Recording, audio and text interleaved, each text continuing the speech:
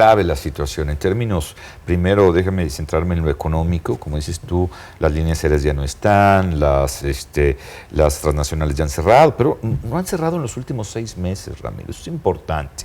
O sea, es un proceso de los últimos 10 años que las empresas transnacionales han decidido paulatinamente irse. Como tú sabes, yo trabajé en alguna de ellas y me tocó cerrar Venezuela.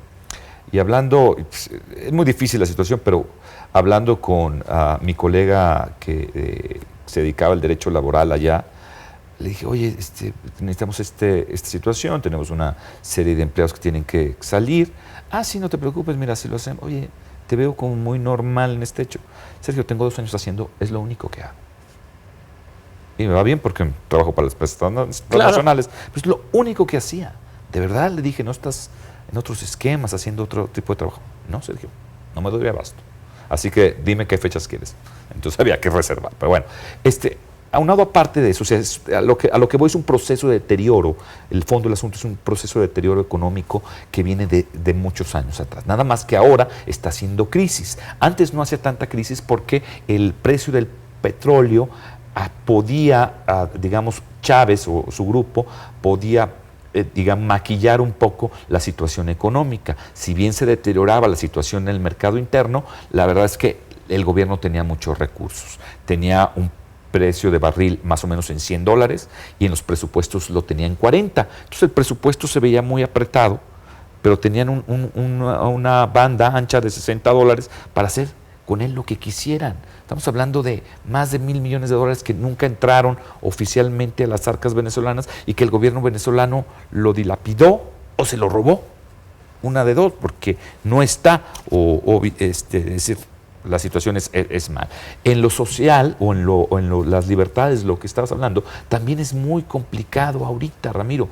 ¿Cómo crees que se sienten aquellos funcionarios gubernamentales que pensaron que era buena idea que el gobierno de Maduro se sometiera a un referéndum y que firmaron? Bueno, ahora la instrucción de Maduro es detectar a esos firmantes para sacarlos y correrlos inmediatamente. No obstante que hay ley de estabilidad laboral y que nadie puede correr, él sí puede correr a la gente que apoyó el movimiento de referéndum revocatorio.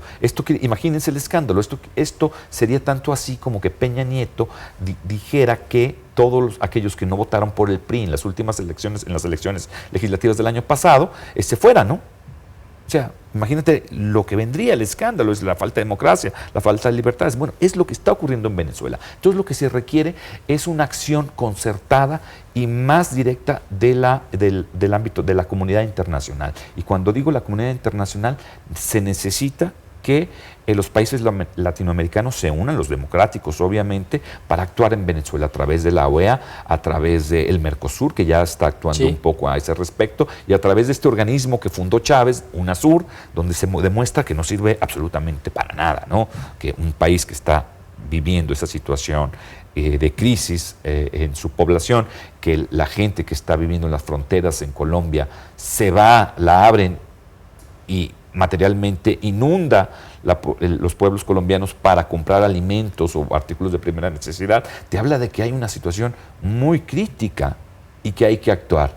Pero bueno, el principio de la no intervención y de no hacer nada y agachar la cabeza en algunos de los países latinoamericanos, ya menos, por suerte, pero todavía sigue permeando. La OEA para actuar se tarda mucho, no pasa de declaraciones. Aquel pleito entre el director de la OEA y el secretario general de la OEA, perdón, y Maduro, ¿no? Que se intercambiaron insultos muy fuertes en los últimos meses, es muy representativo. De ahí no pasa de esos escarceos verbales, pero yo creo que ya debe pasar uno a la acción, es decir, sanciones al gobierno venezolano para que se sienta presionado y mude su forma de actuar. Ahora, el factor Capriles de las últimas elecciones y la esposa de Capriles, que se ha convertido en un verdadero dolor de cabeza, pero que ha sido la vocera de las causas que hoy nos tienen en este programa, son dos actores, son dos factores que no debemos de perder y lo que quizá pueda llegar a ser hasta una intervención internacional a través, ¿por qué no?, ya de acciones concretas de la Comisión Interamericana de Derechos Humanos.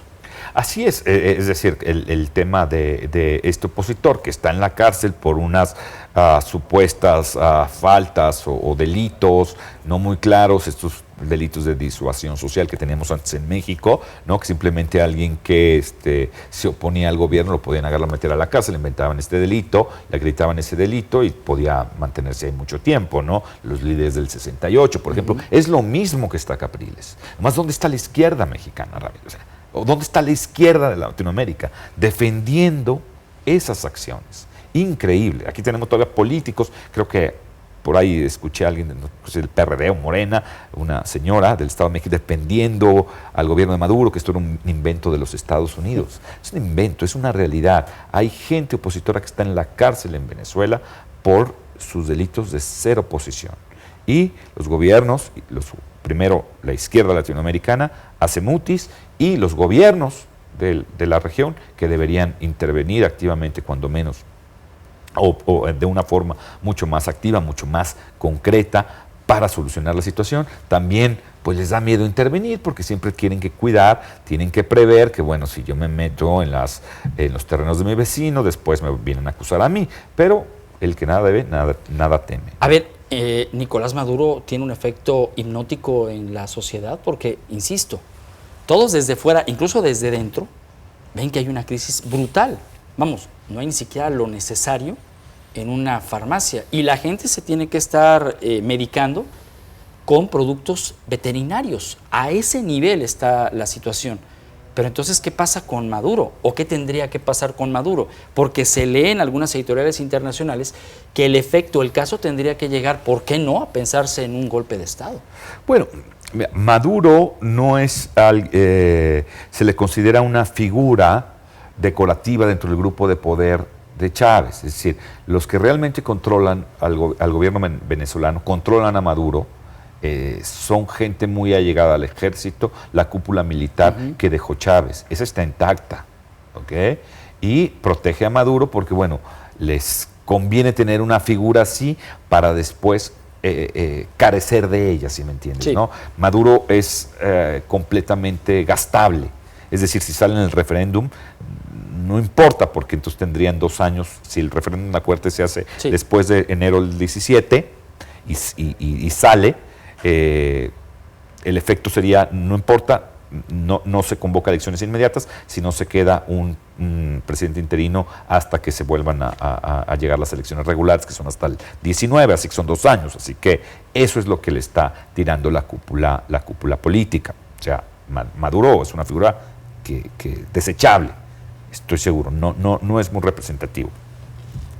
El otro tema, Maduro, bueno, es alguien que no ve tampoco la realidad, ¿no? Tenía un ministro de Economía que decía que la inflación no existía, que era un invento. Era un invento, sí. O sea, que finalmente la inflación como tal no existe, como si fuera algo concreto, ¿no? Él quería agarrar la inflación y decir, aquí está la inflación. Un tema muy raro, ¿no? Bueno, Maduro es de ese tipo de personajes donde su racionalidad es poca o es muy baja, ¿no? Prefiere, si la realidad no se ajusta a lo que pienso, pues peor para la realidad. Es uno de estos personajes que no acepta esa realidad, pero es un personaje también muy peligroso y muy siniestro para el pueblo venezolano. Eso es lo que hay que cuidar y los países deberán también, pues no sé, estar muy al pendiente de las acciones que puede provocar Pero Maduro. Pero no es un chiste que Maduro hable con un pajarito. No, de verdad. Es algo muy serio. No.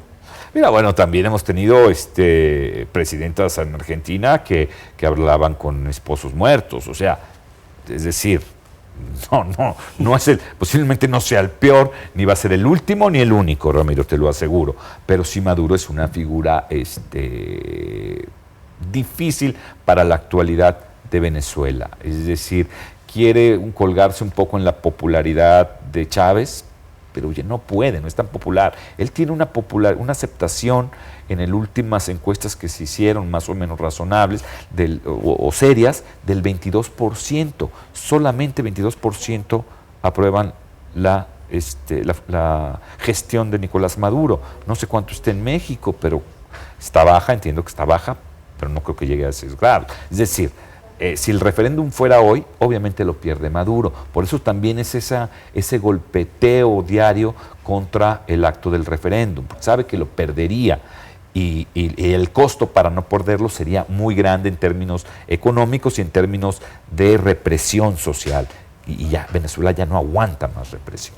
¿Qué es el factor que consideras tú pudiera salvar a Venezuela de esta crisis o de todas estas crisis? ¿Es la figura del presidente actual? ¿Es la figura de los diputados? ¿Es la figura de la política? ¿Qué es?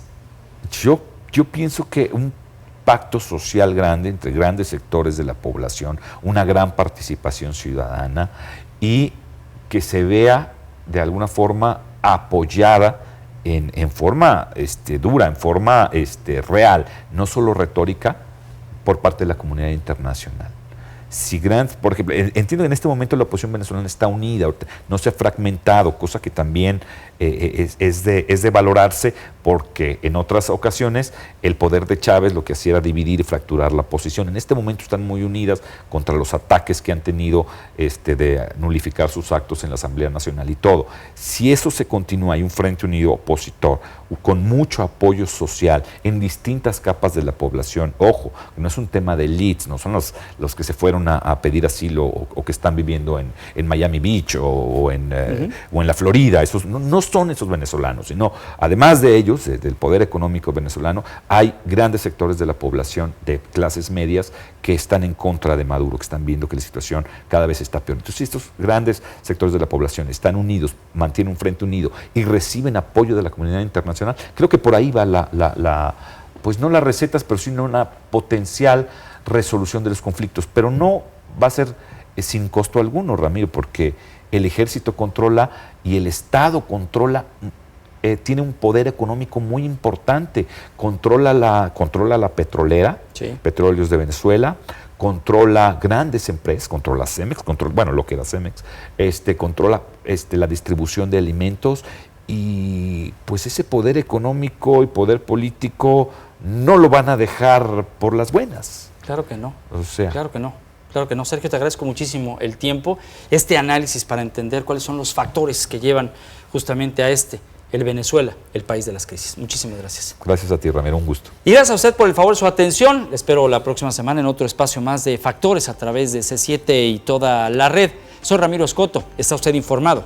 Gracias por su atención.